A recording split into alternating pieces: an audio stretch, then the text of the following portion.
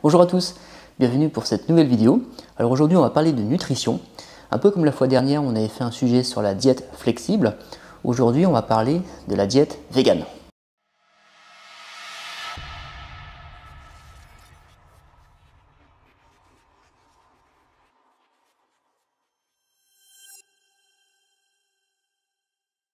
Alors déjà en termes de définition, être végane c'est ne consommer aucun produit qui vient des animaux. Donc évidemment donc, pas de viande rouge, pas de viande blanche, pas de poisson, mais également tout ce qui va être produit par les animaux, comme les œufs ou encore tout ce qui est produit laitier. Alors vous allez me dire pourquoi je traite ce sujet, c'est qu'en fait dans les suivis qu'on a avec les abonnés, il y a toujours des participants qui sont véganes et il faut bien qu'on s'adapte à leur alimentation si on veut les faire avancer dans leur projet sportif. Et ça m'a suscité pas mal d'interrogations, pas mal aussi de remises en question, pas mal aussi d'adaptations qu'on a dû faire pour cette type de clientèle qui voulait aussi progresser physiquement sans pour autant devoir consommer des protéines à outrance. D'un naturel curieux déjà, j'aime bien toujours leur demander comment ils sont venus au véganisme. Et en fait, donc la plupart du temps, il y a plusieurs types de réponses. La première, ça va être par exemple qu'ils ont testé et qu'ils ont apprécié, tout simplement parce qu'en fait ils avaient un meilleur confort digestif, ils se sentaient mieux, moins de ballonnement, donc en fait ils toléraient mieux le fait de ne pas consommer de viande. Donc il y a ce type de catégorie de personnes. Et après il y a aussi des personnes qui du jour au lendemain ont décidé de ne plus consommer de viande. Soit parce qu'ils ont vu un reportage, soit parce que d'un point de vue éthique, ils ont décidé de plaider contre la cause animale. Et du coup, ils en sont venus aussi donc, par simplement principe, plus que par goût. Mais souvent, c'est associé aux deux, c'est-à-dire qu'ils n'ont plus envie de manger de viande. Et puis après, il y a un élément déclencheur qui fait qu'à un moment donné, ils zappent complètement l'apport de protéines animales et ils changent donc leur alimentation pour se diriger vers le végétal. Alors pourquoi après on les retrouve dans nos programmes? En fait, évidemment, donc le fait d'enlever un macronutriment sur 3, protéines, glucides, lipides, forcément ça occasionne un changement dans son corps qu'il va falloir donc adapter pour que la personne puisse avancer dans ses projets ou dans son sport.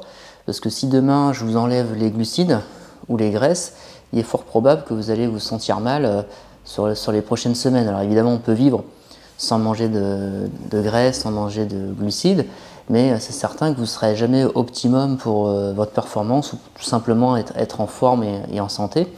Donc on a donc, dans ces suivis de personnes des gens qui ont déjà mis en place des choses dans leur alimentation, mais qui remarquent que ça cloche et qu'ils ont besoin d'être accompagnés. C'est pour ça qu'ils viennent vers nous pour un suivi. Donc généralement ces personnes-là viennent nous voir parce qu'en fait ils ressentent une fatigue, donc ils ne savent pas forcément expliquer. Et ensuite, au niveau de leur physique, souvent c'est des personnes qui veulent être plus fermes, plus toniques, ou qui veulent amincir. Donc ça c'est pour le côté sur les personnes qui sont suivies juste pour se sentir mieux dans leur corps, sur une prise de muscle ou une perte de poids. Puis il y a aussi tous ceux qui sont athlètes, qui font du triathlon, qui font de la course, du cardio, enfin tout ce qui est activité aérobique, qui viennent nous voir et puis qu'en fait ils se rendent compte que au niveau performance c'est pas tout à fait ça et que ils essayent de compenser avec des protéines végétales, mais ils se rendent compte qu'il y a un petit truc qui cloche et vu qu'on entend tout et son contraire, ils préfèrent donc voir des spécialistes pour avoir le point de vue. Et c'est là où en fait on fait notre expertise, où on va donc décortiquer en fait leur alimentation et on se rend compte en fait de plusieurs problématiques que je vais vous expliquer tout de suite. Donc les constats, parce que nous quand on fait un bilan en fait on fait les mensurations, la pince pour voir le pourcentage de graisse, on regarde aussi l'aspect de la peau, comment ils sont physiquement, comment ils se tiennent. Et en fait généralement c'est des personnes qui ont un physique qui paraît un peu faible, sans vouloir être péjoratif ou critiquer les véganes, parce que comme je vous le dis souvent dans les vidéos, moi, je ne suis pas là pour prendre parti, je vous donne mon point de vue et après j'essaye d'aider les gens comme je peux avec Célia, mon accompagnatrice. Donc souvent le physique est relâché, manque de fermeté, manque de galbe, le corps un peu mou, c'est-à-dire quand vous pincez ou quand vous palpez les personnes, on voit que c'est relâché, c'est flotteux, que ça manque de fermeté et en plus de ça donc il rajoute le côté fatigue et le manque d'entrain. Donc voilà, donc moi généralement les personnes qui viennent nous voir ont ces problématiques là Je dis pas que c'est le cas de tout le monde, mais en tout cas, ceux qui viennent nous voir ont ces problématiques-là. Donc tout ça, ça s'explique, hein, c'est pas critiquer d'être vegan et vous allez ressembler à une crevette et que vous n'aurez pas de muscles et que vous serez fatigué toute votre vie. C'est pas ça du tout. Ce qu'on va dire, c'est que si vous êtes vegan, il va falloir apporter des choses que vous n'avez plus dans la nourriture animale. Et on ne parle pas que des protéines. Il y a bien sûr d'autres vitamines, micronutriments que vous n'allez pas retrouver dans le végétal, ou vous allez retrouver en partie, mais qui seront insuffisants pour votre forme physique. Donc avant de vous parler des nutriments qui va manquer dans la diète végane, généralement les gens, quand je leur pose la question, bah voilà, quels sont vos apports en protéines, parce que quand on enlève tout, par quoi on va remplacer? Donc les personnes souvent vont remplacer par tout ce qui est légumes secs, hein, donc tout ce qui est lentilles, pois chiches, ces aliments-là, donc en fait qui contiennent effectivement des protéines.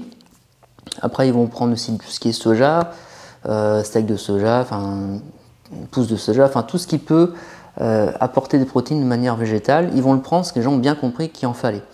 Le seul souci dans les produits céréaliers comme lentilles ou pois chiches, hein, c'est qu'il y a une part de glucides dedans et que quand vous mangez, mettons, un steak, vous avez 100% de protéines, alors que quand vous mangez des lentilles, c'est pas tout à fait le cas, il y a aussi une grosse partie de glucides.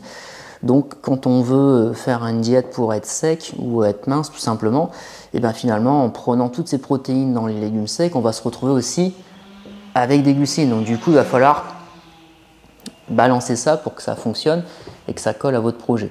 Donc il y a cette problématique là de source de protéines. Après il faut savoir que par exemple tout ce qui est steak de soja, en fait ça contient aussi beaucoup de glucides. De toute façon quand vous retournez l'étiquette, vous regardez glucides pour 100 grammes, vous allez voir que vous allez avoir des chiffres beaucoup plus important que ce que vous pensez, contrairement à un steak d'escalope, vous retournez, il y a 0 g de glucides, ou quasiment rien. Donc ça aussi où les gens ils ont tendance à mélanger, c'est qu'ils prennent un steak végétal, ils ont l'impression de prendre un steak haché 5%, alors que c'est pas du tout la même quantité de proportion de sucre dedans, et ni la même qualité de protéines, quoi. Donc ce qui va occasionner la fatigue, donc en fait ça va être tout ce qui est manque en vitamine B, hein, vitamine B et fer.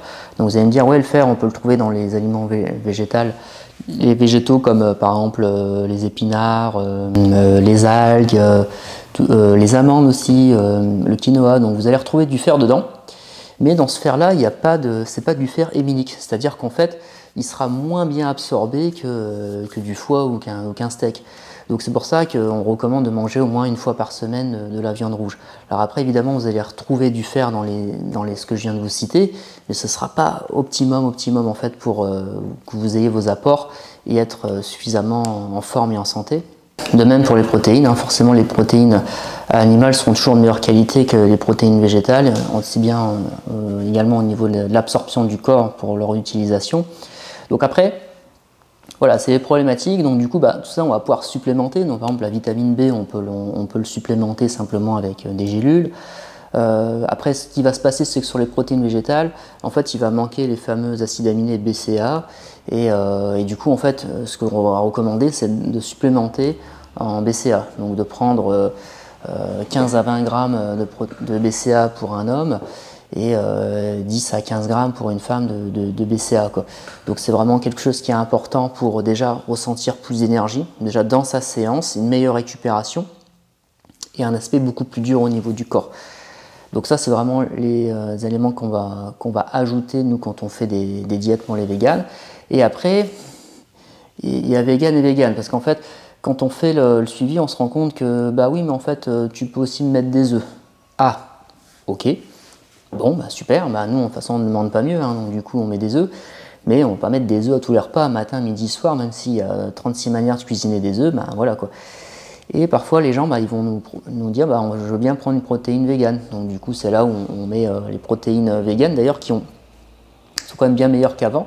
Donc faites attention aussi aux protéines véganes qui a pas mal de spiruline dedans. C'est vrai que le goût est assez particulier, mais je trouve qu'ils ont quand même fait beaucoup d'efforts et qu'on retrouve pas mal de gammes où finalement la protéine elle passe super bien, hein. C'est une protéine végane tirée du riz, des pois, de la spiruline, donc souvent c'est ces aliments là qui vont condenser en poudre et du coup il n'y aura pas tout l'apport glucidique qu'on va avoir si on les prend individuellement, donc ça c'est très bien.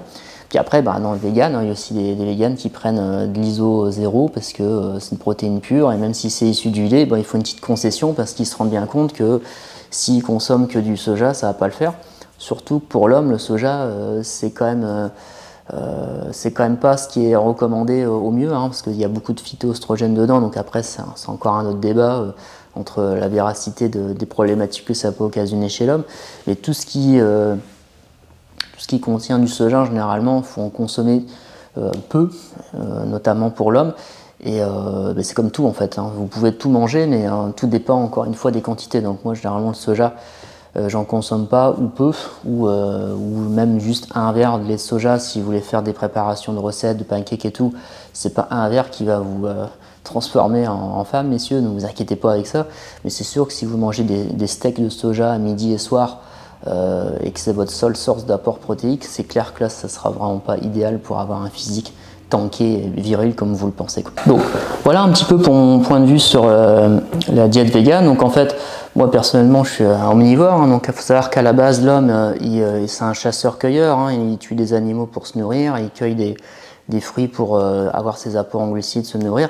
Donc voilà, à la base, on vient de là. Donc après, le fait que l'homme évolue et qui change également dans sa façon de consommer ou par rapport à sa vision des choses, par rapport aux animaux, le fait de tuer ou pas les animaux. Donc après, c'est chacun fait ce qu'il veut. Je dis juste que si vous faites une diète végane, ça va occasionner des baisses d'apport protéines animales qui va donc avoir des déficiences chez vous, aussi bien sur les apports en micronutriments, comme on l'a dit tout à l'heure, vitamine B ou le fer. Mais après, si vous les apportez en complément alimentaire et que vous faites les recommandations indiquées par votre coach, vous allez forcément vous sentir mieux et vous pourrez faire vos performances. D'ailleurs, il y a beaucoup d'athlètes véganes qui arrivent à performer dans tous les sports, même en bodybuilding, et j'en ai connu d'ailleurs. Mais je dis juste que c'est certain que si vous faites ce que à la base on était en tant qu'être humain, ça ne pourra que aller mieux dans vos perfs. Mais après, bien sûr, on peut toujours adapter. Après, ceci dit, au niveau des diètes véganes, donc n'y allez pas non plus parce que c'est la mode. Changer votre alimentation du jour au lendemain sans avoir préparé votre corps, ça se fait pas comme ça, quoi. C'est comme si demain vous vous mettez à courir tous les jours, c'est certain que vous allez avoir mal aux articulations et aux jambes. Pareil en vegan, si du jour au lendemain vous mangez plus de viande, peut-être que ça va vous faire un choc sur les premiers jours, ou qu'au contraire, peut-être diminuer vos apports progressivement, puis vous compenser avec des protéines végétales en poudre, des BCA, et puis vous pouvez réguler comme ça. Donc moi, c'est ce que je recommande. Après, chacun fait son choix, donc c'est comme la diète flexible. En diète flexible, si ça vous convient, faites-le. Si ça ne vous met pas de troubles et que vous êtes en forme, on aura également l'occasion de discuter d'autres sujets sur les types de diètes ou les types de régimes. Je sais que ça plaît beaucoup et que j'ai beaucoup de questions à ce sujet. Et ce qui est important de rappeler aussi, c'est que nous, on le fait toujours avec les gens à qui on fait le suivi. En fait, on fait des suivis tous les jours, Célia et moi. Tous les jours, des gens viennent dans le bureau et on entend toutes sortes d'histoires différentes. Chacun a une génétique différente, chacun a une approche. Donc moi, je fais toujours un peu le recul par rapport à la science, les études et la réalité du terrain, en fait. Donc généralement, des gens qui sont véganes à 100%, j'en ai pas connu beaucoup, quoi. Ou bien, dans ce cas-là, ils viennent pas vers les activités physiques comme le body ou la performance. Alors après, moi, c'est mon point de vue à moi de ce que je vois depuis 18 ans en coaching. Après, certainement, vous connaissez autour de vous des exemples de personnes véganes qui performent et qui sont très forts et qui prennent rien de tout ce que j'ai dit. Dans ce cas-là, tant mieux. Mais peut-être que finalement, s'ils prenaient ces compléments-là en plus, ou que s'ils avaient une alimentation peut-être un peu plus souple, ils seraient peut-être encore meilleurs aussi. C'est ça qu'on ne dit pas. C'est comme quelqu'un qui dit « Ouais, mais il est fort, il fait jamais de muscu. » Oui, mais s'il faisait de la muscu, peut-être qu'il serait encore meilleur pour son sport, quoi. Donc ça aussi, ça dépend de son potentiel de départ. Donc voilà, c'était mon petit topo sur la diète végane. J'espère que ça vous a plu. Comme d'habitude, vous mettez un petit like, un commentaire sur la vidéo et puis vous partagez ça à vos amis ou aux personnes qui sont intéressées par la diète végane. Moi, je vous dis à la semaine prochaine pour une autre vidéo sur un sujet, encore une fois, en rapport avec l'entraînement ou la nutrition. C'est le cheval de bataille de Célia et moi. Et je vous souhaite une très bonne après-midi, une très bonne fin de journée au moment où vous regardez cette vidéo. Et je vous dis à très bientôt pour la suite des vidéos au studio.